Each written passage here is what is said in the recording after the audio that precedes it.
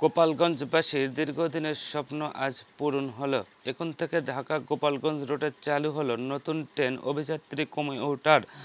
Bangladesh railway জানিয়েছে, শনিবার ছাড়া প্রতিটি দিন চলবে এই ট্রেনটি। ঢাকা থেকে ছাড়বে দুপুর 2টা 30 মিনিটে এবং গোপালগঞ্জে পৌঁছাবে সন্ধ্যা 6টা 45 মিনিটে। আবার গোপালগঞ্জ থেকে ছেড়ে আসবে সন্ধ্যা 7টা 25 মিনিটে এবং ঢাকায় পৌঁছাবে রাত 10টা 25 মিনিটে।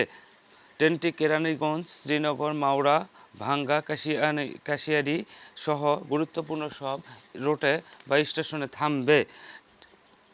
মাত্র 188 কিলোমিটার এই রুটে যাতায়াত এখন অনেক সহজ হলো। আপনারা কি মনে করেন এই ট্রেন চললে গোপালগঞ্জের কতটা উপকার হবে? কমেন্টে তা জানাবেন। রেলওয়ে কর্তৃপক্ষ এখনও ভাড়ার বিষয়টি আমাদেরকে অবগত করেননি। ভাড়ার বিষয়টি অবগত করলে পরবর্তী ভিডিওতে জানাবো।